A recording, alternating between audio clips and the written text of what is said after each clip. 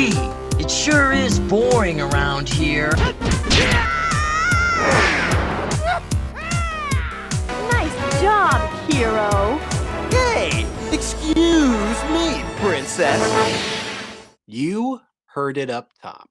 We are taking a detour to the fantastical, as we talk a video game franchise. That's right, it's The Legend of Zelda.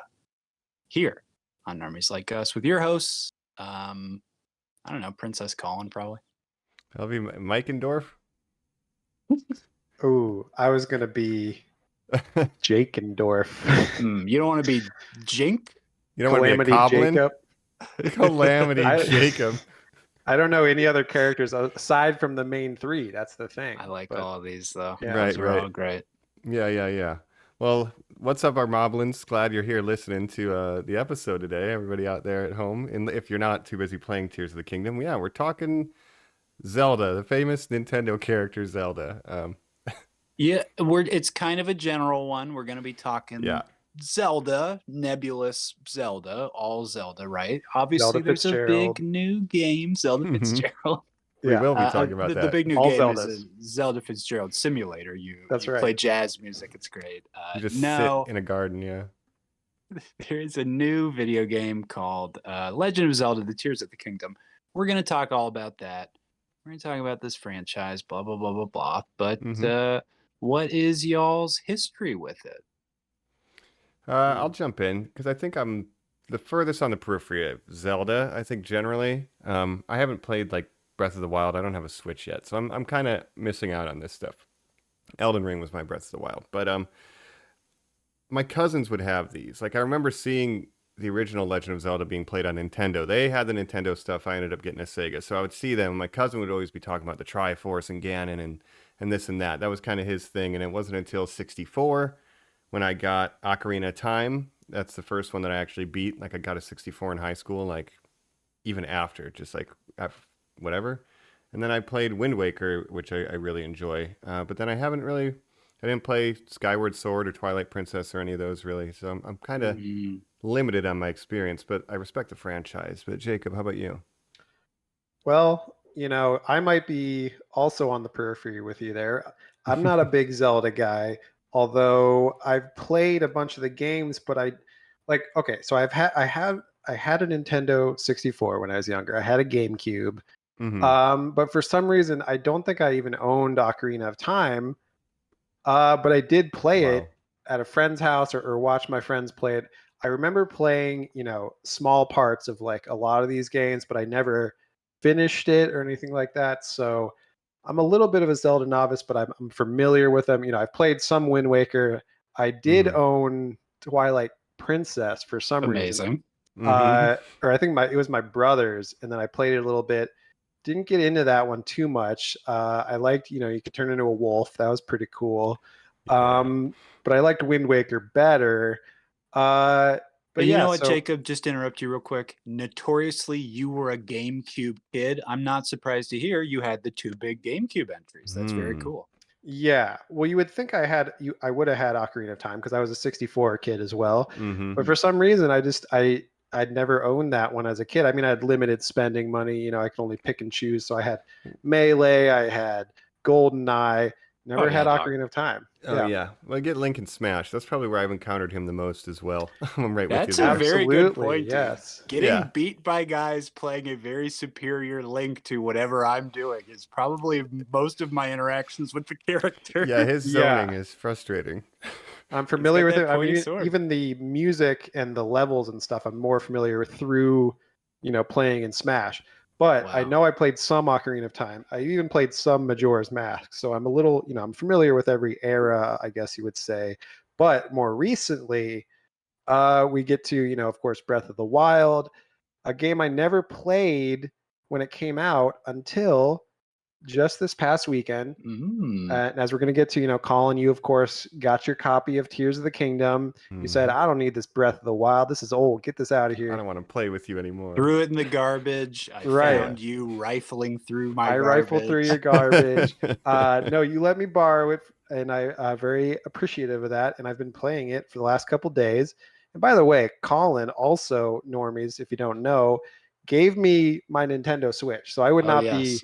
be Wow. I would not be Nintendo gaming it at all if it wasn't for Colin. So So the normies buy Really? Joe one. Colin gives one to That's Jacob, funny. and nobody gets me a one. Come on. Mike, I I'm would so be sorry. playing Sorry. it. It's all right. That One day. story really makes it sound like I forced Nintendo on you basically at every level, though. yeah, no, it just Sponsored if it wasn't content. for you, I would be switchless, Mm. as they say. Mhm. So very appreciative of that. But I've been The playing. next one I get, Mike, it's coming to you. Don't worry. I'll take Cool. your PS5 when you get a PS6. Oh yeah, or I'll something. lend you that. Yeah, we'll trade. Yeah. But so I've been playing Breath of the Wild the last couple of days. Super, really enjoying it. So I'm excited to talk about that. Excited to talk about Tears of the Kingdom. I'm excited.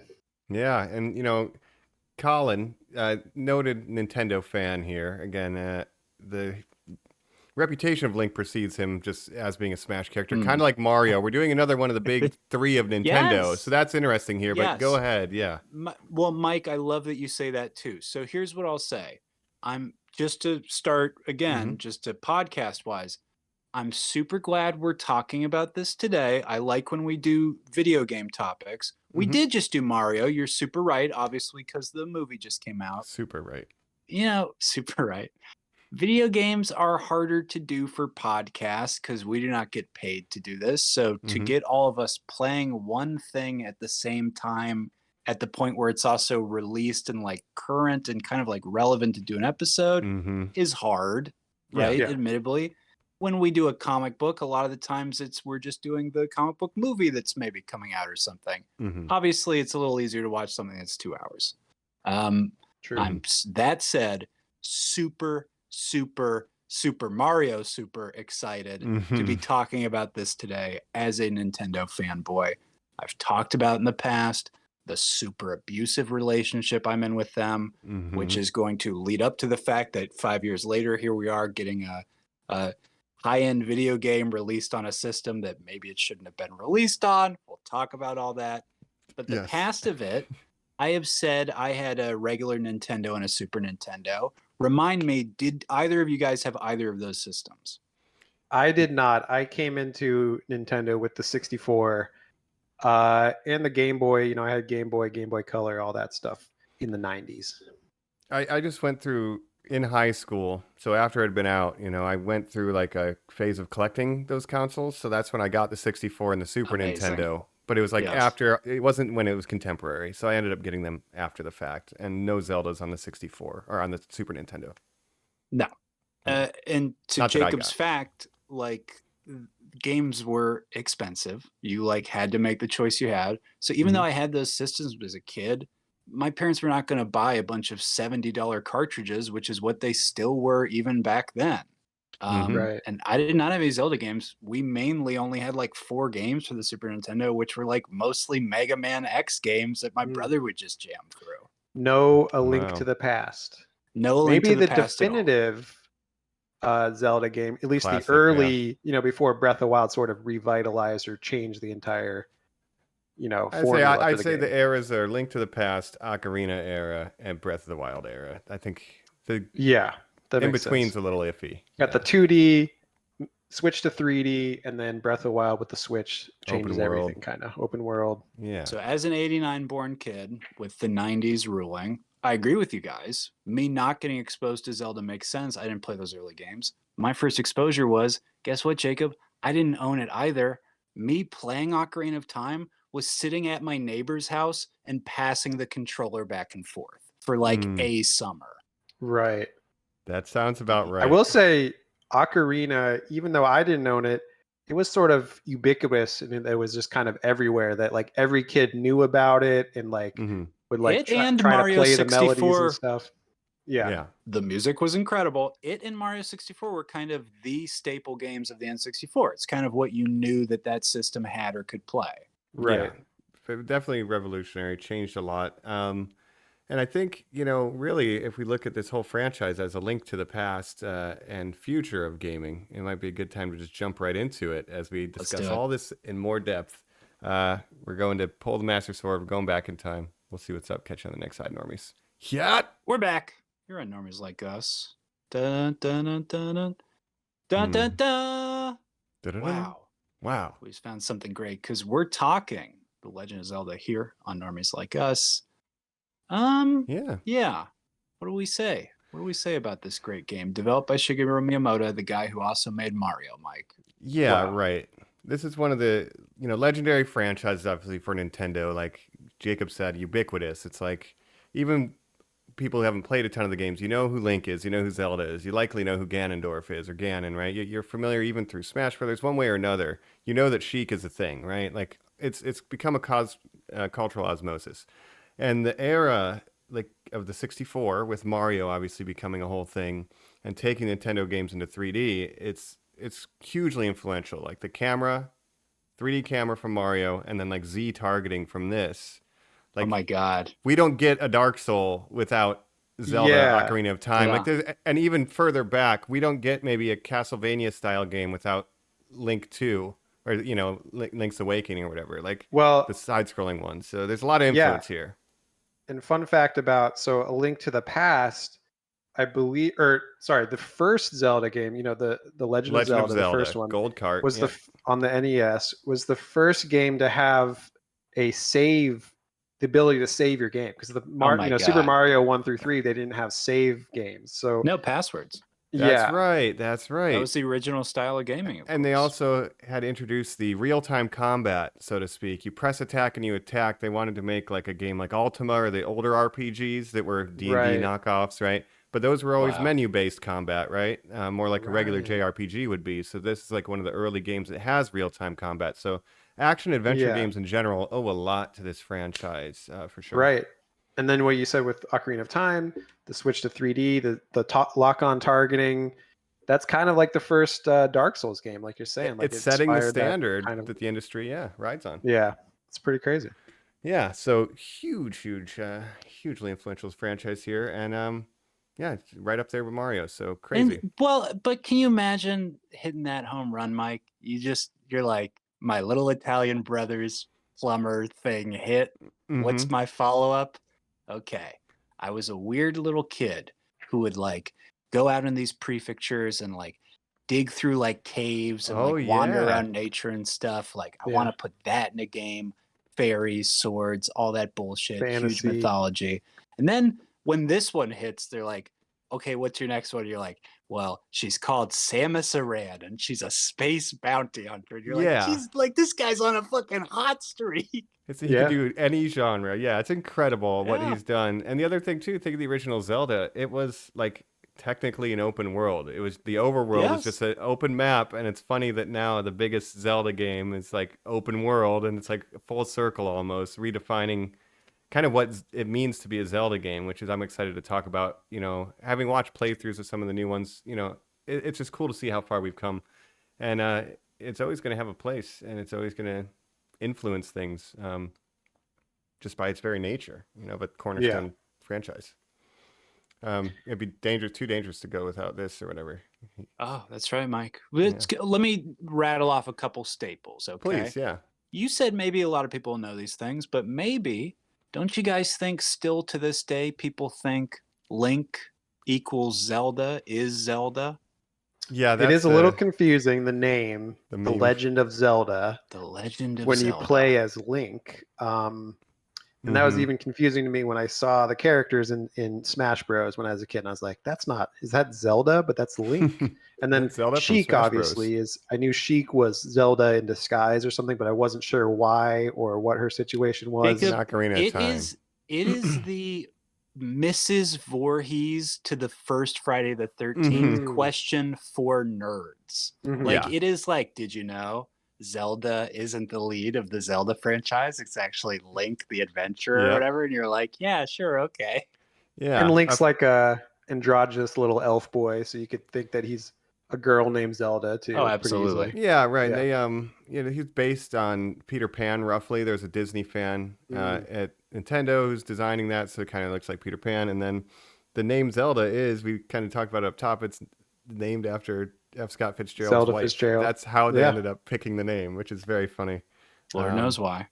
Yeah, who knows? Just because it sounded like a good princess name, and it does. And you got to think too, naming. We have the Super Mario Brothers. Then you have like the Legend of Zelda. Like it feels iconic. And same thing with just Metroid. Like these titles that just slap and are just maybe it's because of the history looking back, but it just feels like Right. the Legend of Miyamoto, man, any he other name was might not have landed.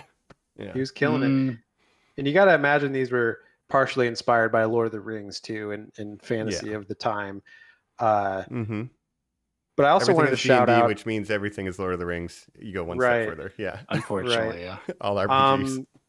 Shouting out Miyamoto, but also Koji Kondo, Oh the yeah. composer who did all the Mario music, also did all the Zelda music, and I think still does it like for every game, which is like insane. Like the music in Breath of the Wild is so good too. So it's just like, man, he's To been go killing it for like to 30 years. to Mm-hmm. go to full orchestras from Pip interfaces where you're like beep boop beep boop beep boop boop.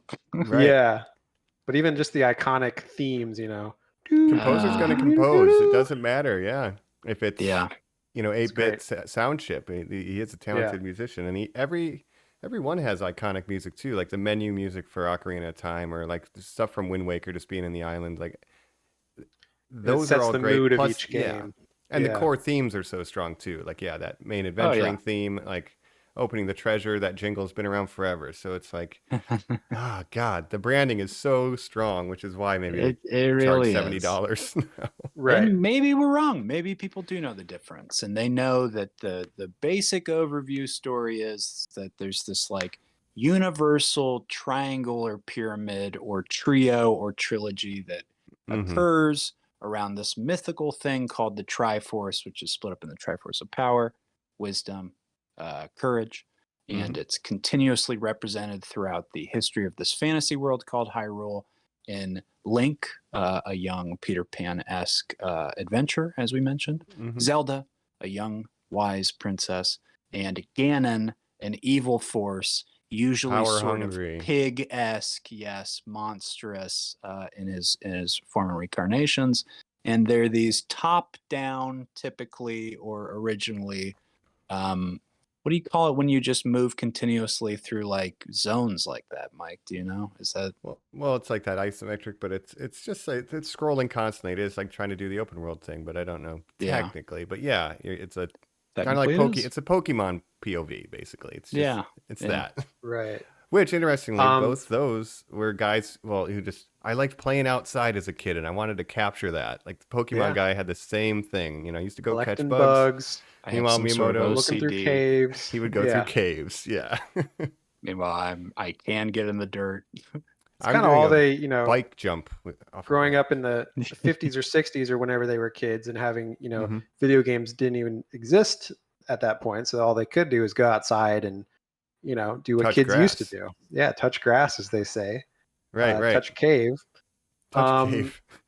but I think that's what's so great about the whole franchise is that every game, I mean, there's been, I think, 19 or so My God. mainline Mainline. games, including, Game Boy games and all that stuff.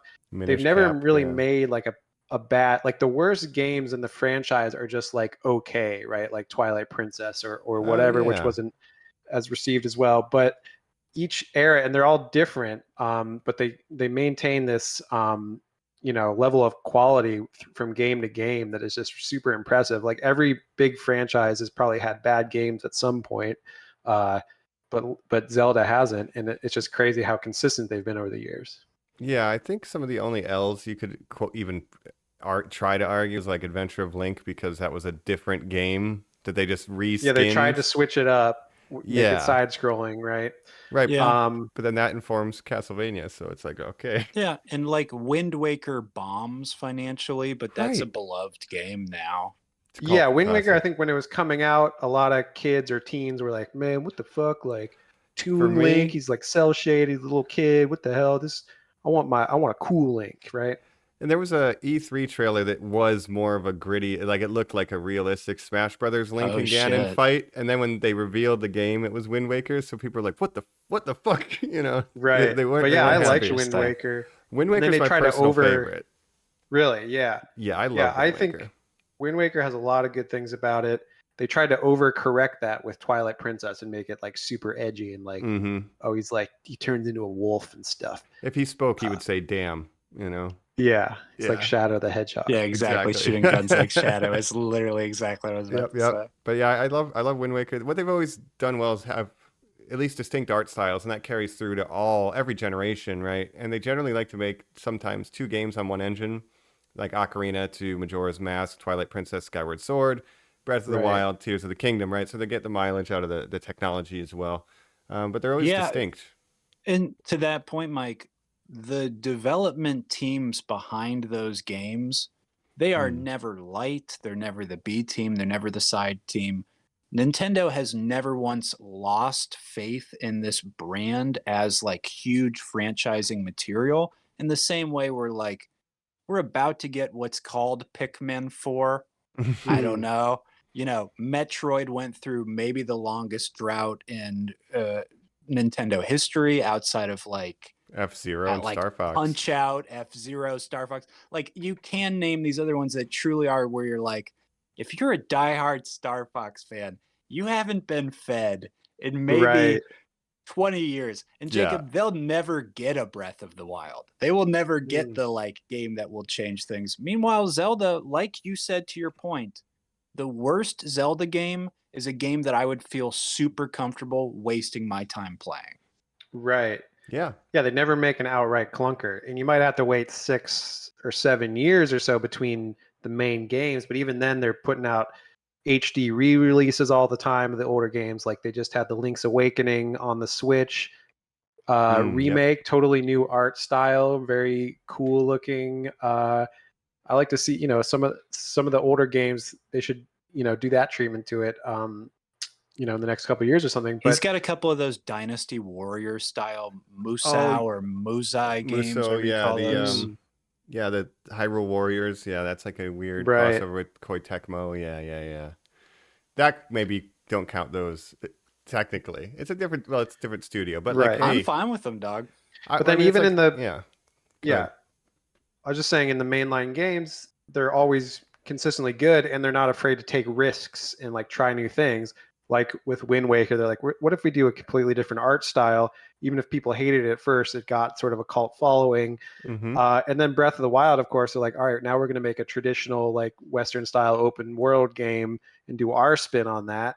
And like you said, make this giant open world game for the Switch, which is like, was outdated, 5 years ago. The day it was released. It's like an Xbox 360 level of Yes. hardware, like right now. Right. If now someone tried to sell you a Nokia N-Gage. Yeah, for full price. exactly. So to make that work and to make it, run consistently on that hardware is just like very impressive, right? Yeah, and Nintendo is always good at protecting their core brands. Like Mario's never released a clunker, maybe just a game that's okay or has a mechanic you don't like, but they never really drop the ball with the major things. And that's you don't see it often. And maybe it's the family friendliness of him though, Mike, but the ability to spread his image a little thinner, that there is no game that's like Link and friends play sports, Link soccer, Zelda football. The huge upset was putting Link in the latest Mario Kart game. A lot of people and purists were like, that doesn't make sense. Take Link out of it, which is crazy. He could be This in is the Soul one Calibur. exception. Yeah. Yeah. That's right. He can fight people. Yeah. Yeah. He can fight It's Spawn. Smash Brothers and Soul Calibur. Yeah, he could do that. Yeah. They Spawn was kind of locked have Mario. on the Xbox dimension though. Yeah. He can Mario fight can do all Darth these different Vader. sports and have his party and everything. Link just does Link stuff. Link He's a is hero of very time. serious. He's Yeah. busy. Yeah. The world is constantly under threat through all timelines. It's like everyone's constantly reincarnated, and it's wild. Sorry, I was just going to say one last thing about that too. The timelines, of course, famously convoluted. There's like 3 different branching timelines. What is canon? Yeah, but I like Colin. You were saying something the other day to me about how it's kind of like a retelling, like it's like folklore. It's retelling the same story in different ways with the same characters, kind of different settings and that kind of thing. And I just like that idea. Every culture tells their own Legend of Zelda. That is what it's always been to me. I love that, and I've never looked at it through that lens. That's great, Colin. I really, really like that. Makes It's Wind a Waker makes guy lot more tries to sense. find the girl, and it's stolen by kind of a dark-skinned guy every game. That's Pig just man. kind of Right. what the Right. story is. And it's, Well, that's you the thing know, too. Like, yeah, a lot of even the boss enemies, similar to Metroid, like you'll see the same enemies showing up, different interpretations of them, but like it'll be the same people from all the way back Legend of Zelda. Like some of the same boss enemies will just keep showing up in every game with Right. slightly different variations. So it is, yeah, every culture telling their version of it. Maybe it's a water-based culture in Wind Waker. Maybe it's, yeah. yeah, that's Skyward cool. Sword literally is like, we're the people who ride birds. Here's our Yeah. take on it. You're like, Right. great. What if the ocean was the air? Okay, go. Yes. Yeah, Wind Waker. Yeah. They're like, what if Great. the sea covered the world for like 100 Yeah. years or whatever? Yeah, exactly. So I think that's Well, very did you fun. hear the one where he has to blow a flute to grow up? And they're like, no, I don't remember that part of it. He's like, no, that's the whole part of it. Yeah. That's interesting too, because they wanted to do time travel for the very first game. Like when it was Oh. on the disc system, they had more for the Nintendo disc system, and they were like, "Oh, we have like so much extra data, we could put the game back in there and change the enemy types." But they couldn't actually implement the time travel, but they did implement like a new game plus, which is really interesting, where you could start again and the enemy placements would be different. But the idea of doing time travel was always there. So A Link to the Past makes sense. Ocarina of Time, like they've always had this kind of time Right. travel, repeating the same thing vibe anyway. Yeah. At its core, it's just, yeah, it's always Legend of Zelda. You got the same. You're gonna have a water temple. You're gonna have a fire temple. You're gonna have earth temple. You're gonna have air, right? Well, Mike, perfect segue. I think let's go in and talk to maybe the more recent era where, in fact, you're not going to have those things. And we're going to break up and shake up the formula because let's talk Legend of Zelda Breath of the Wild. I like that. I gotta look up this guy's name. Just oh, there he is. Link. We're back. I just had to look up the lead character's name. It is Link. You're right, Jacob. That's right. Because we're Okay. talking about the Adventures of Link here, because it's the Legend of Zelda on Normies Like Us. Mm-hmm. I just set up. Let's talk about the modern era. Yeah. So Eiji Aonuma is the producer who is now in charge of the entire Legend of Zelda franchise. Miyamoto, he's kind of just running Nintendo now, so doesn't necessarily have his hands super involved in either Mario, Zelda, or Metroid, although I'm sure he does have input there. I still stand by. I think this is his franchise that's his favorite, even if it's not his like baby boy like Mario. Yeah. I mean, it's truly just his childhood translated, right? So that makes sense. Yeah. Yes. And it's, like we said, very selective in what gets made, but putting it in the hands of Anoma-san, who's very well liked, regarded, and his contributions since, I believe, Ocarina of Time have been truly tremendous. Yeah. And that's now incredible. his ability to shake it up, and what he introduces here with Breath of the Wild, where even with that title, you're sort of getting this like indication that this game, in the way that Nintendo always is going to be very different than what you think video gaming should be. Yeah. I mean, I think Nintendo originally, they set the standard for what things will be. Here's a side scroller. This is it. This is the template. This is Mario, right? Here's a top-down adventure game. This is it. This is RPG, action RPG. We made Zelda. this. Right. And now they're redefining what an open world is, right? They're continuing to set the standard or push, the meta, let's say. I kind of game think of it design. as it's like Elden Ring, where they're doing their own spin. Like there are a lot of familiar open world tropes that you would be familiar with playing other open worlds. Like you're gonna you're gonna climb some towers to unlock parts of the map. You're gonna go, you're gonna be gathering different herbs and things for potions or whatever. So it's kind of taking it's Roving doing enemies, its Zelda twist on that. Yeah. But it's but like Elden Ring, where it's like Dark Souls open world style. This is Zelda's take on it, and I think it's pretty successful. And I guess to get us into this point that I'm thinking about is a big part of, I was talking about the water temple, fire temple, regardless of temples, how many, if we get them or not, but puzzle solving has always been a big part of the Zelda experience, and seeing what Breath of the Wild and now Tears of the Kingdom has done to make that just a whole new thing. So if you guys want to talk about kind of the level of making machines and all this stuff, like it's really taking the problem solving aspect of Zelda to this new territory, and I'm here for it. Well, yeah, to start with, for me, Breath of the Wild, of course, in the more linear Zelda games with dungeons and stuff, you still have that exploration where you're trying to solve a puzzle and you're kind of exploring the space, trying to figure out, oh, what do I need to do to solve this puzzle, right? Mm. I think Breath of the Wild and Tears of the Kingdom kind of takes that to the next level, saying, okay, now you're gonna have this entire huge world where you can pretty much go anywhere you want after the opening area.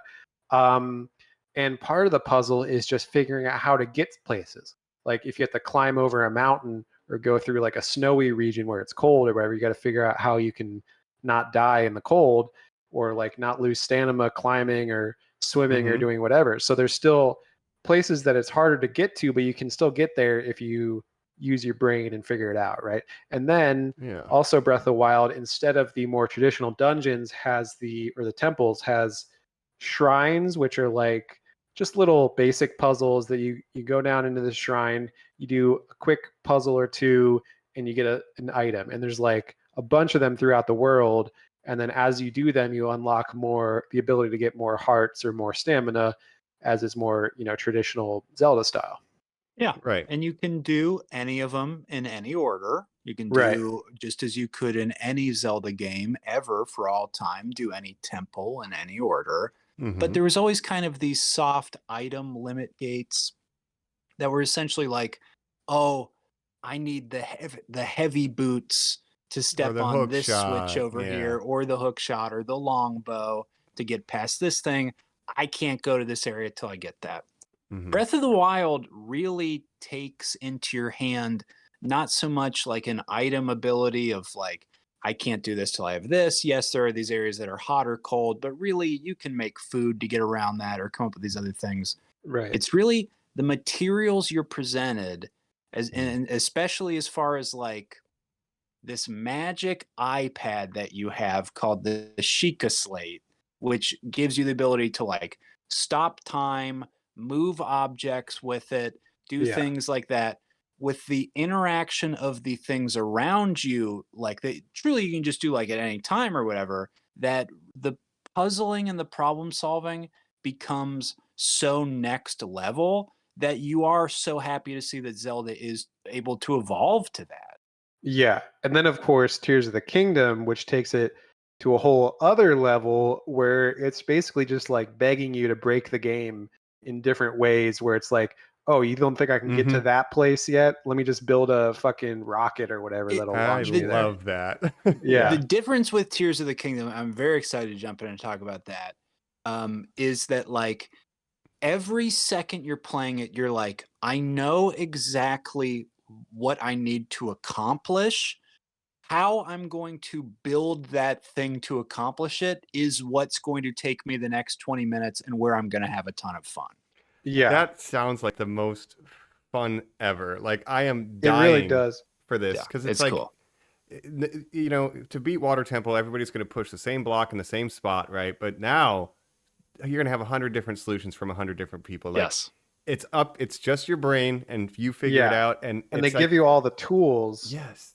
And they're just like, go crazy.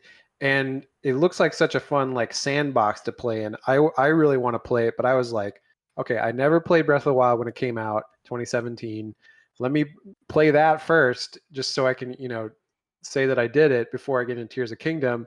But I've seen so much footage now of what you can do in Tears of the Kingdom. I'm just like, damn, I wish I was playing that right now instead of I Breath might of the Wild. skip Breath of the Wild. Well, that's the other thing is maybe you just give up. Everything I've heard from it, and Colin, you can confirm, but Tears of the Kingdom, it really is just like Breath of the Wild 2, where all the same systems from Breath of the Wild are there. They just added more into it. So it's like, it's basically the same game, just better. So there's really no reason to play Breath of the Wild first unless you really want to play both of them, right? I've heard also a claim made, Colin, and then I'll leave it with you, is that some people were like, first they're like, this is just going to be DLC. Everyone's like, there's the same. But then when we got it, they said, actually, it feels like Breath of the Wild is like a beta test for this game. How do you feel about that? Yeah, exactly. I wouldn't skip Breath of the Wild because I think the story is so beautiful and unique, but I'm not positive, that you need all that to go into this soft, romantic Hayazaki universe that like asks you to, use fusion physics, like just like test your brain to the limit and like gives you endless, boundless, possibilities like Minecraft. It's astounding. Well, I like to Yeah. like Nintendo's made an effort to try to do some quasi-educational things. Like you could build that cardboard piano and like all that kind of weird stuff they were releasing these like educational Right. tools. And now it's like Zelda, like Minecraft, it's become like it's good for a kid to play it, I feel. Like it Yeah, encourages problem solving it's like and a thinking brain outside the teaser. box. Yeah, for sure. Yeah, yeah. And I mean, from my experience with Breath of the Wild, going into these shrines, being like, okay, I need to do this, figuring out which of my abilities I can use to accomplish that, and then doing it, you get that sense of achievement where you're like, man, I figured that out. And these games, they don't really hold your hand. Even less than older Zelda games. They're like Breath of the Wild, just kind of just like, all right, they'll explain some things, but then just like kind of go do what you want. And like it kind of points you in the direction of like how the main quest goes, but you can also just go anywhere you want. And it's like, okay, go do your thing. And it was a little at first for me, I was like, man, this is kind of intimidating. Like I don't know what I'm supposed to do. I keep going into areas where I'm getting like my shit kicked in. I'm getting one shot by these stronger Dark Souls. enemies. Yeah, it reminds me a lot of Dark Souls or Elden Ring, Mm-hmm. and it came out before Elden Ring, obviously. But that's its most like the biggest comparison I can make is Elden Ring because it's so similar. Where it's just like, you go somewhere, you're like, okay, maybe I'm not strong enough for this area yet. Let me go somewhere else. And I spent the first part of playing this game just kind of wandering around before I was like, all right, let me figure out what I need to do, to kind of kick off the main quest. Right. And Elden Ring, following the release of this, I think was inspired. That's like the shrines are very similar to some of the catacombs, obviously. And Yeah, a company that had never done an open world game, still maintaining the hallmarks of their style while trying out this So new true. plaything. And then I think there might be some DNA from Elden Ring that maybe went into Tears of the Kingdom, and they're self-feeding these two brands. definitely. But yeah, just the idea that you're not finding the solution the developer intended. Like that's what's great. Like Yeah. you discovered it Yeah. yourself, and that sense of accomplishment, you can't put a price on it. That's really But that great. is what they intended, Mike. That's the Yeah. incredible beauty of it. And what you just said to preserving style, the Nintendo side of that, and why I preach that, I don't know, boy, maybe I used to think Breath of the Wild was the best video game of all time. I guess maybe I think this one is now. Yeah. Is that it looks at those questions that we keep saying, which is Americans are obsessed with these open world games. What does that mean? Oh, they like to quick travel around these points, feel like everything's huge, be violent, be chaotic, do these things. Okay, well, that's interesting. Here's our take. We're going to be much more soulful and thoughtful. We're going to cater to a different experience for the user to look at them and say, you're breezing through these worlds. No, the beauty is the world. Enjoy nature. It is a game about progressing through the beauty of nature. It is about a game where your items and weapons are constantly breaking and having to be replaced, forcing you to slow down, take stock of your location, engage in as much activities as you can.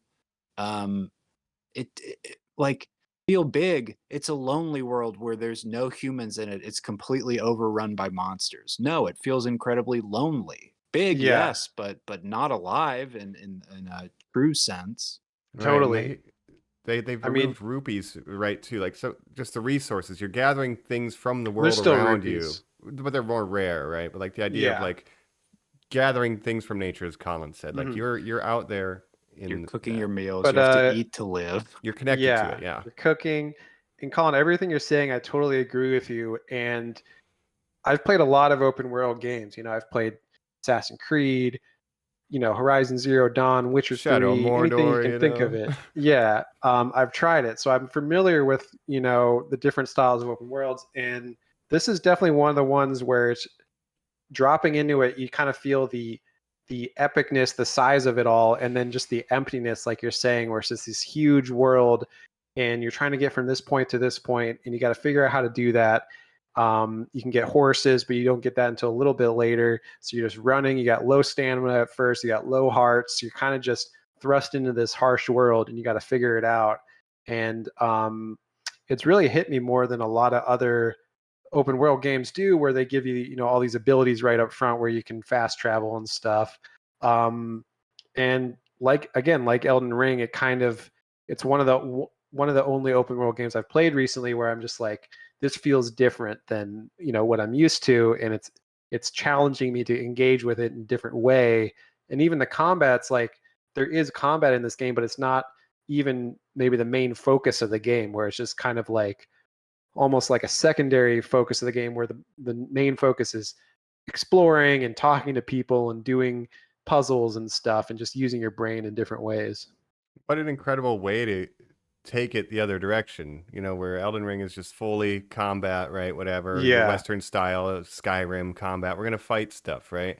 And they're like, Mhm. no, we're going to build a wacky contraption. We're going to magnet this ball over here and maybe fight if we have to. But like, just Yeah. the way you're going to engage with the game, it's going to be non-violent largely, right? Like, what a way to do it, And again, for the kids, I think it's like, that's great. You're teaching them how to use their brain. There's other Well, ways to solve yes. problems. I love it. Yeah. So I think that's where the critique in the second game comes from, Mike, where they still look at what people are using open world games as. And let's pay lip service to you guys are talking Elden Ring in this game. Let's say Skyrim. I mean, Skyrim, the big game that really, I think, influenced and pushed this genre further than anything. Oh, yeah. But Skyrim is an experience based around, yeah, you're in a dungeon stepping on a stone and maybe a gate comes up. But like you said, Mike, at the end of the day, it's about a guy wielding two swords and like cutting people's heads off and like stabbing dudes and doing this stuff. Stop right And there. Yeah. I think that the makers of Zelda, again, and whether this is coming down from Noma or if it's from Miyamoto, but who just says like, you just hear that in these test groups now, that young people just get so burnt out trying to figure anything out that they just give up immediately because they've been raised to have these phones in their pockets where they can just go, why would I have to struggle to figure out the answer for something? All information is available to me at any second. You're like, right, yes, of course.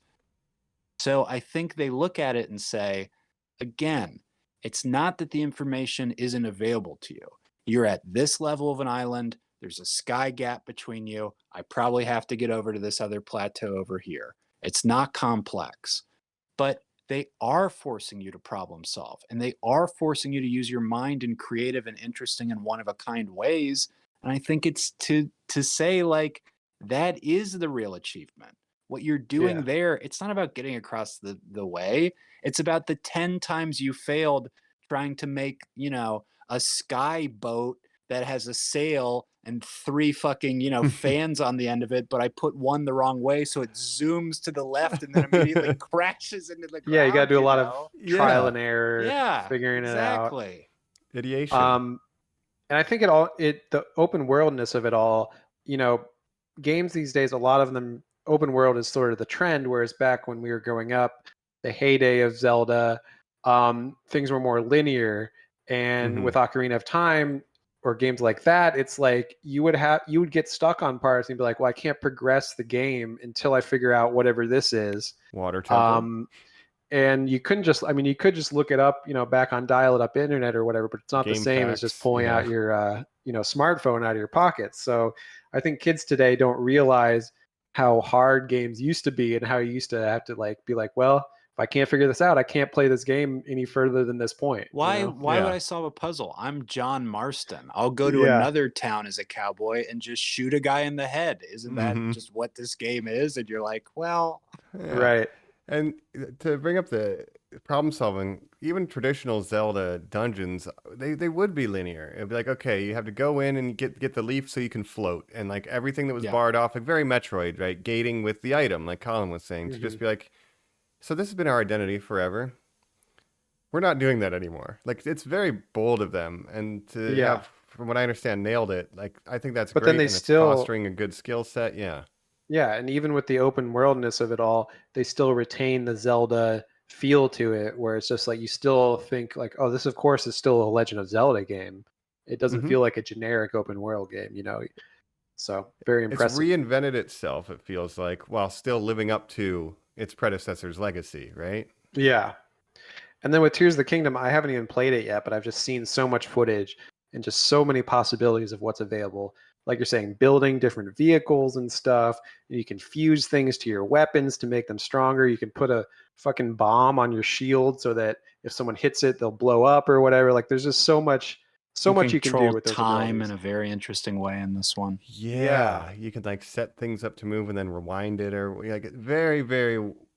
Yeah, it's Yeah. your verb set seems to have like doubled And between it Breath of almost the Wild and here. yeah, it almost feels like this is like a new game plus of Breath of the Wild, where it's like, okay, you mastered Breath of the Wild, you started with nothing or whatever. Now we're going to give you these cool new abilities. It's going to be a similar game style, similar world. Even you're still in Hyrule, even with you have the Sky Isles or whatever. But But now, Jacob, I yeah, wish there's so many other games in my life that I wish realized like, hey, you know what? We have this whole code of this like perfectly designed sandbox world. Should we just like keep adding dumb stuff to like physics, new things and right. stuff like that? That's what you like about Fortnite. Yeah, they Yeah. already have the base game down. You just add stuff to it. And that's like you're saying, Breath of the Wild, you thought that was the best game ever, but this is apparently better just because they added more stuff to it. So maybe this is the best game ever. I Hey, mean, you thought this was a good game? There's a whole game up in the sky. And I'm like, oh, there was? yeah, no, Yeah. that's crazy, and yeah, I guess there's so much more content. Everyone said it was gonna be a DLC. And to comment on best game ever, right? Like, I saw people were pulling like every review they could on the internet of like top games of all time lists, and like after pulling like 300 some odd review websites, like the top game was Breath of the Wild. Like according to top of all Wow. time, it was Breath of the Wild. Right. According to the average of reviewers, right? Generally. And now we have something that everybody's like, you know what, actually, kind of not that good. And compared, like the It was best game in pretty the world, good, but almost this is even consensus. better. Right. It's It's like Yeah. how crazy. embarrassed you must have been to tell people Godfather was good, and then you go to the sequel at the theaters, and you're like, "Holy shit!" I Right. didn't realize. Yeah, it's nuts. You know, you get And then first just the place in Mr. Universe, and then somebody shows up even more jacked. It's this is you in the yeah, future. and adding so much to it, just the confidence to be like, well, you can do this puzzle this way, or you can just skip over this entire area with like a flying, machine.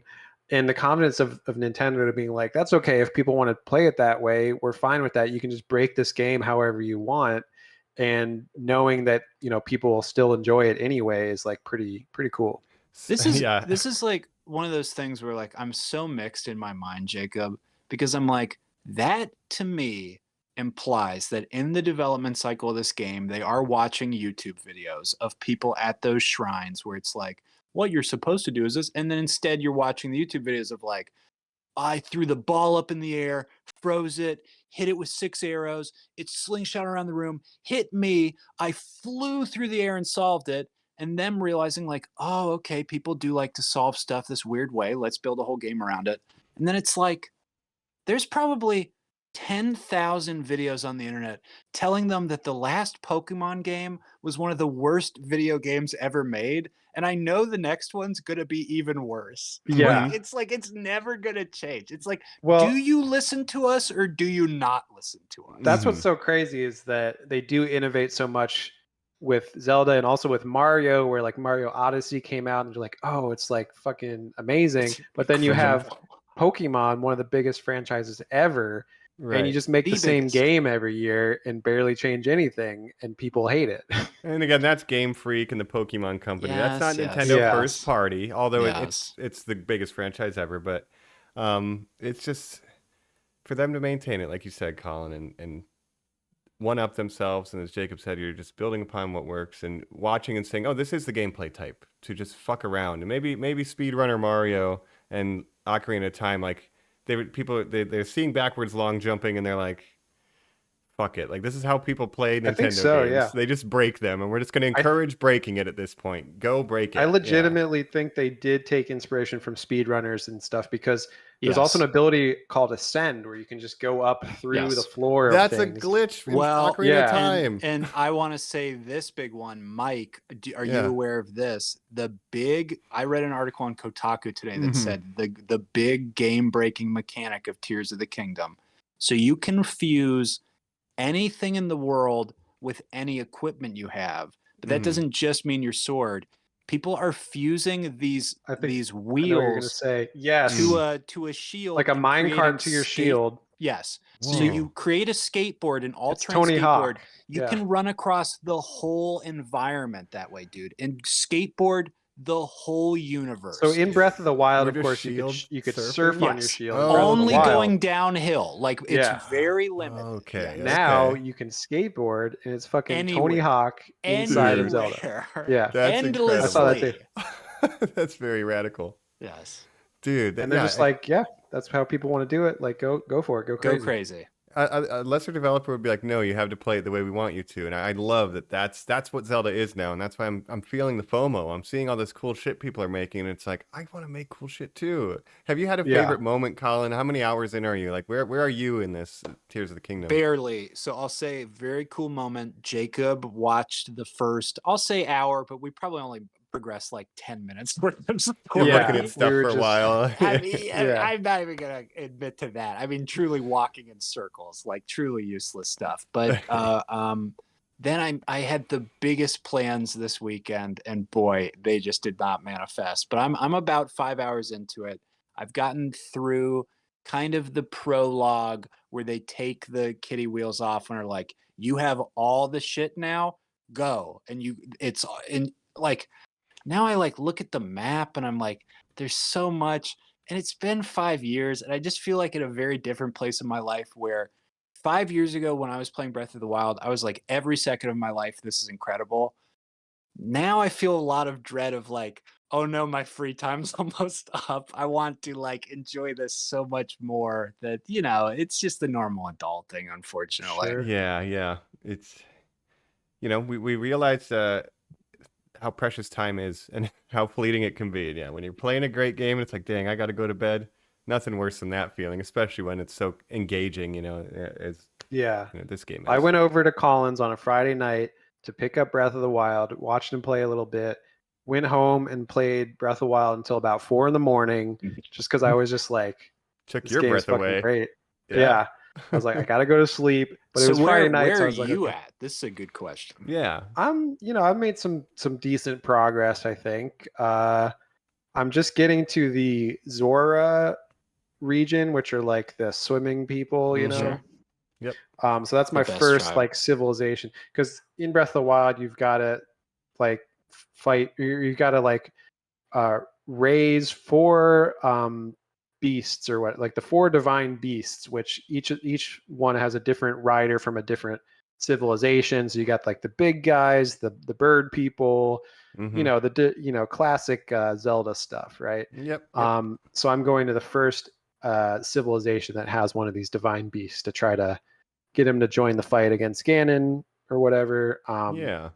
So I'm a little bit of ways in. I've done a lot of side stuff. I've done a lot of shrines and stuff, and just wandering around, exploring, gathering materials, hang gliding. It's just fun to. It's just a great world to just kind of wander around in. And like you said, Colin, you feel that emptiness and that loneliness of this world. But also, it's just very peaceful to me, where it's just like, this is just a chill game that I can play at night, winding down. I don't have to focus too hard on combat and stuff. If I get to a harder area, I can go somewhere else and just chill for a bit. So one of the rare, what I'm going to call fidget spinner games, in that it relaxes me so much. I need no extra stimuli, no podcasts are playing, no streaming shows. I actually have the volume up and I'm letting the score and just everything wash over me. Yeah. It was huge for me during quarantine too, just because all the nature stuff. I bet. Yeah, I wish I played it back then when it came out. And I got a horse. Like, the horses are a little hard to steer at first because you've got to like build trust with them and stuff. So I'm like trying to, I'm Jeez. getting horses. I Little Red love Dead data. getting horses Yeah. in games. Yeah. I just named mine Cookie. She hates me. Aw. After the cat. Yeah. So Breath of the Wild, man, and Tears of the Kingdom. I'm Good experiencing games. the most extreme amount of FOMO. A lot of my other friends have been playing it too, and they're like, "You don't have a Switch?" I'm like, "I'm sorry. I'm sorry. I'm an inferior person, so I'm gonna maybe look into getting a used one because I do. Ooh. I can't play Minecraft to like build for building's sake, but if you give me a task that needs to be completed and then let it rip, that's very fun for me. It's like Yeah. the problem I solving can see side you of it. digging that, Mike. Yeah, I'm like, I love that. Yeah, this Um, game might have the most amount of freedom sense of Minecraft. Where you Yes. can literally build or do anything. This game, I've seen people kind of describe it where the first time you use the fuse effect, where you're like, you think that you can only stick certain things together certain ways, but literally you can stick them together any configuration you want. You can put fans on things, you can put rockets, flamethrowers, whatever you want. You can. It's just like the possibilities are just endless, right? Yeah, and as I said before, I think it's really great to have like a blockbuster game that is encouraging developing that skill. I mean, it's great to develop your brain as an adult. It's great for kids to have this kind of I can solve things, right, by myself, right? I think that's really great. Nintendo with the family brand, it makes so much sense, and to see that they've executed it this well, amen. Take your Yeah. $70, I guess. Yeah, that bugs me. We're in that kind of sweet spot though, Mike, where you're maybe kind of winding down with Resident Evil 4. We're getting close. We're getting close. When is Armored Core out? We're a little bit before that. August. I have until August to do other things. Okay. Yeah. Okay. I feel like you could play this game in that I time. think I could squeeze it in. I got a trip out of the state, so maybe if I can get it before then, I can play on the airplane or something like that. Yeah. Yeah. I haven't tried That it in is the, handheld yet, but I imagine it'd be good. I would play it in The bed, dude. ultimate Just sitting there problem. making shit. Yeah. That's what I'm doing. I like that it's on the Switch. It's portable. But that is the ultimate problem of like being an adult, having responsibilities, and having limited gaming time. But also, I was playing Persona 5, still in the middle of You're that. probably I was 200 hours playing, away from beating that. Yeah. yeah. And I'm doing my Fortnite thing. Got to stay with that. So it's just like, man, when do I have time to play all You got these your games? chores. We're spoiled for choice, and Nintendo dropped a banger. And maybe that's where we could just maybe roll into some final thoughts on the Legend of Zelda franchise, maybe the future of Nintendo. I mean, there's big news going on for them lately, so let's speculate and recap our thoughts right after this. We're back here on Normies Like Us. We're wrapping things up in Hyrule. We're about to put the sword back in the stone because we're done talking The Legend of Zelda. Doodle-doodle-doo. Yeah, so I wanted to bring up a point. I watched, Grace and the Movie Math every week, see what's doing good at the box office, right? Mario's made $1 billion, right? Nintendo boy. feeling great, right? And we were joking about the NCU, and I think now seeing The Last of Us and Mario is universal. Like, hey man, this Tears of the Kingdom is like the biggest fucking thing ever. Do we just start developing a Zelda movie? And if so, how do you do that? Because we have another protagonist who doesn't talk. Mario doesn't really talk either in the games, but they made it work. Just don't hire Chris Pratt. But what would you do, Colin? Let me pitch to you first. Could they do a Zelda movie? You hire Chris Pratt. And would you like it? We said at the end of the Mario Vaguely. episode, which one do you think is the one that deserves a movie the most? And I think we all kind of unanimously agreed The Legend of Zelda kind of made the most sense. Now, we're in this era of fantasy being back and being pretty dominant, but it's a lot of this live action TV, Rings of serialized Power, House of the Dragon. Rings of Power, House of Dragon, which are kind of these violent melodramas, right? I'm not sure that necessarily lends this to that. It's very high fantasy, like the Lord of the Rings world is, but also incredibly sort of like sincere and twee and beautiful, almost like Wes Anderson meets, J.R.R. Tolkien, I guess. Right. I don't know. I have an analog, maybe a version slightly toned down for kids, but a version of the Green Knight is very similar to what a Legend of Zelda movie would be. He doesn't speak a lot. He's questing. Yeah. He's very inwardly thinking, right? So maybe that's a Yeah. jumping off point, and it needs to be an adventure, obviously aimed at kids, but 4-quadrant. You know, it's a family movie, but it's just like a folklore, like you said, Colin. It has to have a feeling of folklore. It's not really real or taking itself Yeah. too seriously. It's Well, it's got yeah, the basic ingredients of it are like, you have the adventurer, the princess that needs rescued, the bad the guy. villain and everything. So it is like a traditional folklore in that it's being retold again and again. So I can see kind of coming at it from that angle. Um, my You don't even question have to is, adapt one of the games. You could create a whole new yeah, version of it too. You know? right.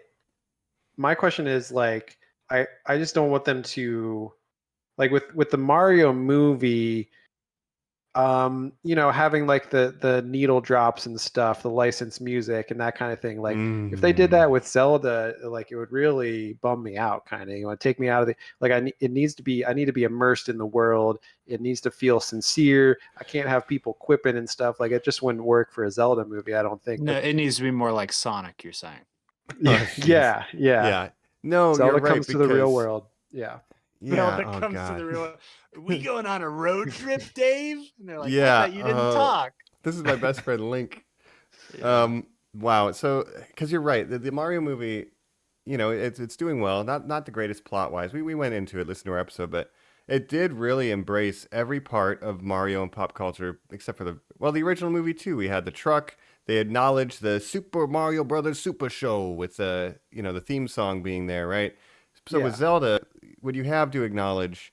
Excuse me, princess. Like, would they have to put that in there? Would they have to put? Oh, Yeah, I it's so wouldn't want boring that. here from the directive video. The Hey, video, listen. yeah, it's Yeah, I want Hey, to really, listen. I want a sincere, earnest take on it. And like you're saying, like Colin, Wes Anderson style, or even like Hayao Miyazaki, like you're Yeah. saying, like, Yeah, that's it. The Yeah. the yeah, the rub to me is I can't see it as being live action. I want it to be animated. And Yes. then when I think of the Minions, I get so angry. Oh yeah. I that's get the thing. Well, I think so the Mario furious. movie worked well as an Illumination thing. Like it worked well, but I don't think Illuminations should do Zelda. And actually, I would prefer No. the animation style to be more like Puss in Boots: The Last Wish or the Spider I Verse. I just I That's beautiful. I love that. That's Yeah, great. Hmm. It's so much about nature and naturalism and just classic that if I was Hayao Miyazaki, and this is my answer. I mean, I think I said it in Mm-hmm. the Mario episode, but if Yeah. I was him, I would just say, all my cachet I've earned over the year, I will, you know, wouldn't obviously want to do this, but I will hand over the controls of Studio Ghibli to whoever after this, whoever finances. I'm doing Hmm. a hand drawn The Legend of Jeez. Zelda. And yeah, that's just what it is. And it's this gorgeous, the shots in nature. Like Princess Mononoke is the template. When you're in Breath of the Wild, sometimes you can ride a stag, you're shooting arrows, you're Link with his long ears, now wearing a blue shirt. I mean, Jacob, where do you think all that's from? I mean, it's like it is right. Yeah. Are such you a Ashitaka? blatant Are you rip-off It, Ashitaka? of Prince yeah, Ashitaka it coming to definitely is. rescue a village. And now the one I'm playing now is about this sickness infesting the land that if it touches you, and he is missing an arm. Like, Oh so my gosh. so Yeah. Yeah, it's like It's it's all there. so it's blatant, very it's inspired by that. crazy. Yeah, But Okay. I Okay. inspired by it, whatever. I don't care. It would be like when Spielberg was like, "Oh, Ready Player One's completely inspired by me. I guess I'll right, just make it then." And you're like, Yeah. right. "Hooray!" But I would say this. I I would love mean, that. that would be amazing. Unfortunately, traditional It's 2D never gonna happen. animation Yes. Yeah. features don't seem to be getting made anymore outside of Studio Ghibli. But like if you've seen Puss in Boots, The Last Wish, that Puss has in like a Boots. beautiful animation style that I've never like. It's obviously inspired by Spider Verse, which is kind of the first big movie to do that. But I This don't know kind of what you call this turtles. new like brush strokes animation style. It's not, it's better than like the Shrek, like all the Shrek movies and stuff. Like Puss in Boots looks better than all of them, right? It's like this totally Yeah. different style. Wind Waker, cell shading is a style. There is this new Mm-hmm. style of almost like painted 2D, 3D Yeah. hand computer manipulated mix. It's more that is- stylistic. It's incredible. It's really like if you haven't seen Puss in Boots: The Last Wish, I haven't, but man, I'm incredible seeing some of these stills. artwork. though. Yeah, That's how you it's, do like, it. Insane. Yeah. Everything's metaphor, and it's I think- Universal. Hey, you could get DreamWorks Universal. Like they could do Yeah. that. They could do I that. think Zelda would No, it's would Illumination. translate to that style for We're sure. getting farts and you know. Oh, the Moblins are Beetlecraft. going to be. Oh no, Yeah. it is going to be. Hey, Oh, the listen, Moblins are 100% minions. and you're going to get Mike. Tingle. in there. Yeah. Tingle. But I want to Tingle. believe that Nintendo knows, like, okay, Mario, it's okay for Mario to have an Illumination movie, but Zelda, like you said, with the games, like they treat Zelda differently. You know, Link's It's not Miyamoto's favorite. it's not you're Link saying. Soccer. I and stuff. pray he is. Yeah. Yeah. But I'm here So- for it. If Hollywood wants to attempt video game adaptations and do them right, I think with the success, they'll be like, okay, we should make things for the fans. And a Zelda fan wants something different than a Mario fan. And they have an opportunity. And I know they're going to make it. I feel like 100% this project will be announced this year. Like that it's in Now development.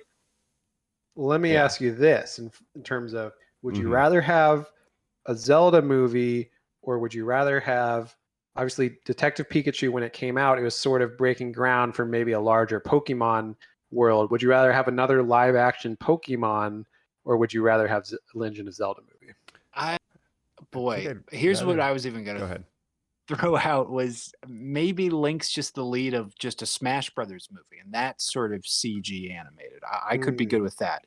But to your question, I would prefer that they did a normal Pokemon movie, that they didn't blow it the fucking first time. Again, if you have all those models, it just seems that everything exists on a hard drive somewhere. Just use the stuff that exists, put it all together.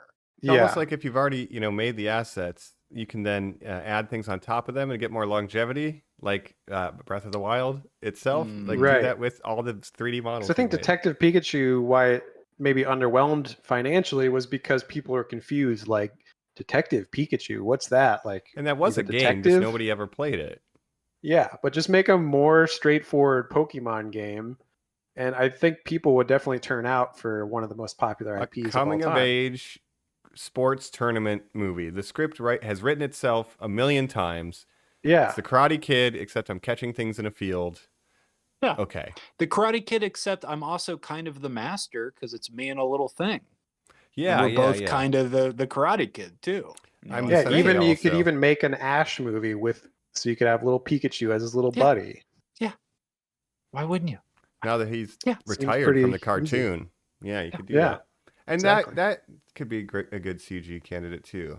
Do the whole Yeah. thing. I don't know about Mm. mixing Justice Smith and Bill Nye with the Pokemon was the right call. Keep it completely digital. Only Sonic gets to hang out with humans. Okay? Yeah. Mm. Hey, also we're dating this, but the day this episode's released that you're listening to this, watch Dungeons and Dragons. It's now on Paramount Plus. Oh, you yeah. fools. We Oh, it's on need Paramount a Plus? sequel. I'm about to Watch it. rewatch it. Yeah. No, that's a because movie Dungeons that and will get an Dragons audience inspired in Zelda, streaming. so watch that movie. Yes, I hope. I fully believe that movie will do very well in streaming because people Yes. will be like, "Oh, what's this? I heard this was good, but I didn't see it in theaters. Let me throw that on." Yes, and it will be some sort of Guantanamo Bay situation when I next watch the Mario movie again. Oh, So yeah. just Yeah, to bring it back to Nintendo. Mm-hmm. I want this to do very well, and it is doing very well. And, we're at a really good spot right now. It's been 5 years, and we get another masterpiece. Okay. I don't know where this goes yet. No spoilies. I'm very excited. If this is the Empire Strikes Back of some sort of trilogy, that'll be cool to discover. And if Wow. not, and they, roll the dice and we get a kind of Wind Waker shakeup after this, great. yeah, I'm never worried about what's going to happen with Zelda. I've got too many great memories with them. right. Yeah. And I think I would rather they kind of switch it up now, do something completely different, because that's what they do every couple years. And usually, if you get an Ocarina of Time, then you get a Majora's Mask, Mm-hmm. then you get something different, right? So we've had Breath of the Wild, Tears of the Kingdom. As good as those games are, masterpieces, I want to see them go in a totally different direction, Well, just because that's what and- Zelda's all about. And Mhm. here's the secret sauce of Nintendo, Jacob, that we're not even saying. We have these two games. that feature a magic iPad thing. You're playing them on a magic iPad thing. Mm-hmm. The fun thing about Nintendo, the basis of the next Zelda game will be whatever dumbass gimmick they've moved on to. It's going to Yes. be that Augmented it's the reality first, or something weird. Mike, it's going to be that it's the first POV Zelda game because they'll release Nintendo contacts or something where it's like the game is Yeah. in your brain. And I'll It'll be the like, Virtual Boy "Great." 2. Yes. I It am actually excited works. to see. Everything will still be in red. Uh-huh. Yeah, Uh-huh. the next Red of the Wild. the next Nintendo console, I'm very excited to see what it'll be because they always do something They're so insane. wacky. But here's the thing, like, so the Wii, hugely successful, right? One of the best-selling consoles of all time. People still Mhm. use Wiis because old people can use them. Like anyone can use them. You can go Retirement bowling. centers are populated with Wii's still. Yes. Then they came with the Wii U, notoriously did not sell well. What's because this? Yeah, Mhm. people thought it was like a peripheral for the Wii because it was called Wii U, but really the Wii U was the precursor to the Switch being the portable handheld thing. So then they Tablet, just yep. perfected that formula with the Switch. Now again, where do they go? Switch 2? Do they do something totally different? I think they're still into the portableness of it all, so I think that'll still factor in. Historically, it will be something called the new Nintendo Switch XL. And it'll be like Yeah. great. And it'll run a little better. It'll But be like as the Switch was powerful really- as a PS4 and come out 3 years Yes, from now. yeah. That's really what Yeah. they need is a Switch that has better hardware, basically, because the Switch was really the culmination of not only what they're doing with the Wii and stuff, but also just Game Boys. Like they basically made a Game Boy, but made it the mainline console where you could play it on your TV or Yeah. you could Why just do play it. why do we make two things again? No Yeah. other company does that. They were Bridge like, the Right. gap. well, I guess should we combine the things? And what's the big the Steam The Deck? Steam Deck. Yeah, well, now they have Steam Deck, yeah. competitors in this space that And- can and play it- better looking games. Yes, Yeah. and it needed to be that originally. So again, you're maybe going to see a scramble from a company that thought they had carved out their own space, quickly realize everyone else can do what they do better. And Yeah. they Right. just kind of like need to focus on the story elements they have where they're like, we've got you there though. But still, it's Yeah. impressive that they get Yeah. these games to work on Switch. I mean, I don't know Yeah, how no Tears of the issues. Kingdom runs, if there's any frame drops or anything like that, but imagine 30 playing, FPS, consistent, beautiful. Yeah. Chilling. if you bought the new Assassin's Creed game on Steam, it's like 175 gigabytes just to Yeah. download and play to run on your PC. You need a high-end graphics card, all that stuff. This thing runs on a fucking iPhone, basically. Not even an Yeah. iPhone, right? Not even a 14. Yeah, Yeah. and it's a huge open No. world. It's all loaded at the same time. Like I don't know how they do it. It's No crazy. load screens. Yeah. Yeah. So I guess it's the quality. Nintendo is known for quality control. Generally with their A-list products, Yeah, they're consistent, and it might not have the flashiest graphics, but you're going to get a good Zelda game, get a good Mario game. And they do those in twos too. Galaxy 2, Odyssey, So, yeah. So I wonder Yeah, if they yeah. do a third trilogy for after Tears of the Kingdom, or if they go revisit Cell Shaded World, or do Well, some other kind yeah. of art style. Wind Waker never got a second one because everybody was really mad about it.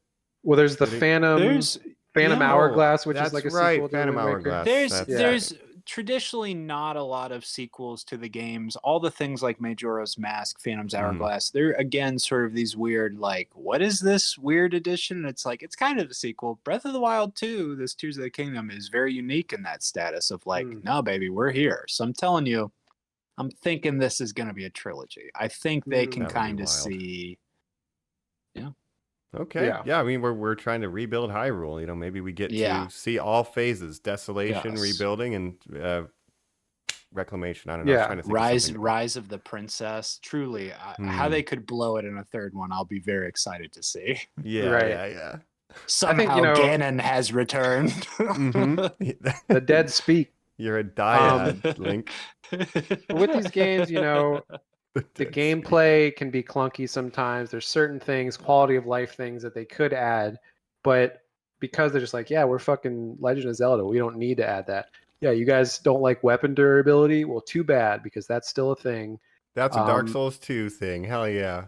Keep Yeah. the durability. You think you don't like that. Let us introduce a new mechanic where you're constantly excited to pick up and find new weapons again and make them weirder and stranger. And you're like, Yeah. oh, I It guess allows you to you try different do. weapons. Yeah, it's that thing James Gunn always says where he's like, what do you mean you know what you want? No Yeah. audience knows what they want. No, and gamers more than anyone think they know what they want, but then if you give them something else, like they'll learn. They're like, oh, this is actually really cool.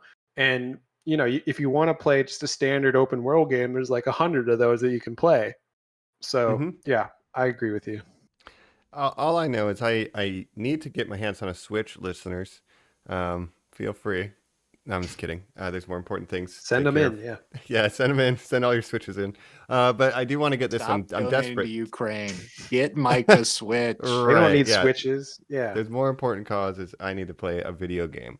But yeah, I'm gonna find a way to grab a Switch, and I might skip Breath of the Wild. If that's sacrilege, sue me. But I just want to build crazy contraptions while I'm on an airplane. So yeah, I was considering buying Breath of the Wild, then I was like, wait, why pay $60 this when Colin can just lend me his copy because he's so nice and he has all these physical copies because he's a smart Nintendo boy. What did you say when you came over? Wow, you have all these on physical? And I said yes, because then people can borrow them. It's very smart. Yes. Yeah. I'm just a Imagine digital if I boy because drove I'm over lazy. and just took your modem home with me or whatever. Yeah, your whole hard drive. your hard drive. By the way, I didn't even mean. mention I was playing a little A Link to the Past before Breath of the Wild on my Switch. They have the SNES emulator thing that you can play old NES games, SNES, 64, Game Boy. They have all these different emulators, and then you just subscribe to their service, right? And I was playing fucking A Link to the Past, a game I'd never really played before, and I was loving it. I was like, I can see why this was so influential. And it's great level design. It's amazing. So you can play that for free pretty much on the Switch. So nice, pretty cool.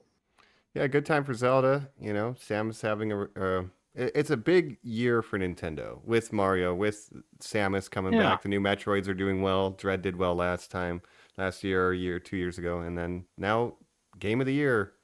Basically, already crowned Game of the Year. Like, I don't know. Yeah, it's like Elden Ring last year. Yeah, came out around the same time in the spring, and people are like, "All right, well, this already wrapped up Game of the Year." Well, Jacob, it's like when Breath of the Wild came out, and the same thing happened. Yeah, that's a wrap. Maybe Armored Core can challenge it. It's going to be too obtuse, though. I will love it, but I don't think the general audience. I don't think there's a shot in hell that something's going to beat Breath of the Wild, at least from what I've seen and the response. And good for them. Good job, Nintendo. But there's a level of user friendliness that you have to adhere to, and it's incredible that Elden Ring had that. I don't think Armored Core will. I don't think it will either, Mike. No. Yeah. Well, that's what's great. Elden Ring was very accessible, where you could play it. It didn't have an easy mode, but basically the easy mode was the kind of weapons or kind of build that you chose, right? A community if you're playing in such a way. Yeah, Armored Core will be mission-based, go ahead. Can I rattle off just like 10 core memories I have with Zelda games? Yeah, go ahead, man. The first one I ever played with Ocarina of Time with my neighbor, we used to flip to the back of the instruction manual where there were blank pages in most instruction manuals. I'm not positive if young listeners remember this, but it would be called a notes section, and they would have the musical bars set up, and you would write out the songs, and that's how we memorized C up, C down, left, right, whatever it was. Yeah, Zelda's Lullaby, all that. The greatest. Wind Waker was maybe the only time I've ever had a seizure in my life. There's an entire level based around reflection off a mirrored shield, and the light strobing happens so much that they give you a warning. I'm sure they do now, but maybe not in the early 2000s. No, right. That Simpsons episode didn't come out. My dad came, that Pokemon episode. Right.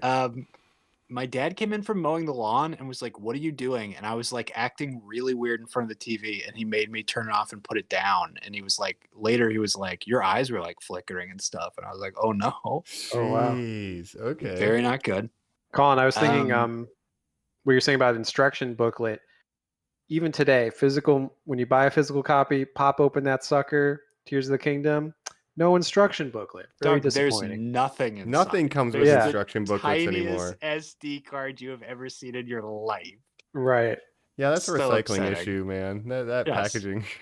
But Yes, if But it used to they be fun to could, just they like would just flip get rid through of it all. while you're installing the game or whatever, right? Yes, And just check it there's out. this meme going around now that's called like looking at the instruction manual of the game you just bought as your parents drive you home was the yeah, greatest feeling ever. And it's that's like, a yeah, core it Yes. memory. was. Yes. I can Yes, it smell the Kids absolutely these was. days, book. they Yeah. just You'll don't never understand. understand that. Yeah. Yep. Kids these days. But another I don't core know. memory. Post. Getting killed in Super Smash a billion times by Link. That's what my brother's main was. Was either of you guys main Link at a certain point? No, I but was it's a a Kirby boy. terrible. In '64, it's a terrible matchup for Jigglypuff, and former host of the show Joe was at Link main, and Yes. man, I could destroy a lot of people with Jigglypuff, but Link, that matchup, boomerang and bombs, I could never get close to him. It was so frustrating. He would always hard. He's destroy a me. range boy. Yeah. Yep. He's got all these tools at his disposal, much Yeah, like Tears of the Kingdom. He would Much destroy like me. Link. And the last one I'm going to say in college, Jacob. So think about this: when I had a Wii, that's like these things have been around for the Wii feels like maybe more recent, but also a zillion years in my mind. But so like 12 years ago at this point, when I had my appendix out, my brother was like, "Oh, that's terrible. I'll get you something to recover." And while I was like struggling to get up and walk around our neighborhood with my dad in this like recovery period where I could like barely walk 2 steps, I would come home and use the motion controls with like my arms shaking basically and play Skyward Sword. Skyward Sword was Skyward just Sword. released. That's Wow. one where that's like one of the only ones I have no experience with because, I played some Wind Waker, I played some Twilight Princess, but then I think Skyward Sword was like 2011 or something. I was just getting too Yes. old at that point. Didn't have Yes. a Wii. I was too old for it, Jacob. I felt too old for it. And it's the gimmick of that's the motion control one. It's the whole one where you're like, you're slashing the sword. And it just goes to show you, it's like Zelda, one of them, the next one will be beholden to whatever dumbass thing is going to happen to it. Yeah. It'll be weird to see. Even Breath of the Wild, a couple of the shrines have motion controls where you're like doing it. I'm just like, I'm not feeling this too much. No. Yeah. Yeah. Jeez, it's going to be a more powerful Switch that you can also fold in half. And it has like 2 cameras for AR mode. Yes. Yeah. And Anyway. Link will shift from 3D to 2D or something in the game as you fold him, and you'll be like, "Cool, man. Dang, I think whatever this next console will be, it's gonna flop, and then the next one after that is gonna be a huge hit because that's kind of the pattern, right? Yes, the first one where like Link goes to like Mars, or like fights aliens in like a future suit, or like goes like full Castlevania, and it's like a horror. It's like a full Elden Ring rip. Like I can see it. I can see a weird future for Zelda, and I'm here Final for it. Fantasy 16's getting dark. Who knows? Game of Thronesy, dude. What if we got like the full-on Legend of Final Fantasy Zelda? Yeah. That'd be cool. Legend of anyway, I can't think of a Legend of Ice and Fire. Children. Oh, yeah, I was thinking like that. But who knows where it's gonna go? But man, way to go, Zelda, way to go, Nintendo, way to go, Link. I mean, even the CDI game, they've survived it. They weathered the storm and stood the test of time, and sheesh. I gotta get it. They did it. I want to play it. I've just been looking at footage. I'm just like, man, that looks really fun. Social media is oversaturated. Yep. Well, here's a secret for you guys and the listeners. We're gonna hit end on this, and I'm gonna go play it. Hey, there we go. I'm gonna go play Breath of the Wild. Yay! I'm gonna edit this podcast and release it on time, but then maybe I'll wish I was playing Breath of the Wild and Tears of the Kingdom. My formative memory for Zelda before we get out, I bought the first N64. I was working at Taco Bell, summer job, and so the memories would be getting off of my shift, getting like nachos and shit from Taco Bell, and then staying up all night in the summer just playing Ocarina of Time. And then just waking up, going to my shift. That's all I did for like 2 weeks one summers. Taco Bell and Ocarina of Time, and I'll cherish that. And that was the first one I ever beat. And then Wind Waker. Wow, rocked my socks. Yeah, so I'm due. I think those are 2 of the best. I think if you want to hit the core games, just play, I guess, a Link to the Past, Ocarina of Time, Wind Waker, and then Breath of the Wild. Right? Yeah, and then I think that's kind of cover all the bases. Hey. Sorry, Mike just hit me with another core memory because it's almost exactly what he just said. Yeah. I told you Ocarina of Time with my neighbors. So imagine this. I sit down to dinner at my house with my family. Yeah. Home telephone rings, a dial telephone, you know what I mean? Like a landline telephone. Yep. My brother answers it. Brooks residence, Evan speaking. Huh? What? Oh, Colin. Mark's going to beat Ganon. He's at the final part. We ask our mom and dad if we can go watch. We were Oh like, my Wow. gosh. is it okay if we like run down the street like he's about to beat this video game and it's like it's so important, blah blah. What other time? What other Yeah. time could that have occurred? It's like he couldn't have streamed it. We weren't watching it on YouTube. I would have never seen the ending Yeah. again in my life if I didn't. We didn't see have it. Like, Discord think back about then, that. kids. No. Oh That's- man. that's just so wild. God, You got to go I'm glad though, we did right? This episode, guys. I don't believe so. I believe he lost, and we had to rewatch him beat it later. Okay, Yeah. fair enough. But that's we the really spirit grew of up these in the games, olden right? times, you know. We did. Yeah. Well, they're created out of that same thing. Like, oh man, in my childhood, I did all this cool shit, and kids these days, they don't get it. So I want to encapsulate that. So play Zelda, guys. It might Play remind you of stuff Zelda. that we used to do. Hell That's yeah. right. Yeah. right. But that'll do it. Rate, review, subscribe to this podcast. Use your little ocarina to Let play us us a know song. Your favorite Zelda Yeah. game? Is it Yeah. the Four Swords Adventure? Probably Is not. it A Minish Spirit Cap. Tracks? One of the ones I've not played where I'm like, what on earth is that? It's A all little about one trains. about trains. Yeah. I think it's Link's crossbow Interesting. training adventure. Yeah. A classic Wii game. Uh-huh. If those are your favorites, let us know. And of course, watch us at YouTube at Normies Like Us, where we got some video podcasts as well. And we have been your hosts. This is Princess Colinda. Mike and Dorf, I've had a change of heart. I want to treat everyone nicely. That's great. And this is Jacob Link. Jacob Link. All right. I couldn't Well- name a fourth character. Sorry. From That's These fine. games. That's fine. It's more than we can name for the Avatar movies. Shout out to Spider. That's And right. guys, That's all the info, relevant stuff, links will be in the description. Thanks, listeners. Hey. Catch you next time. hey, What? it's his ocarina. Hey, Ocarina. All right.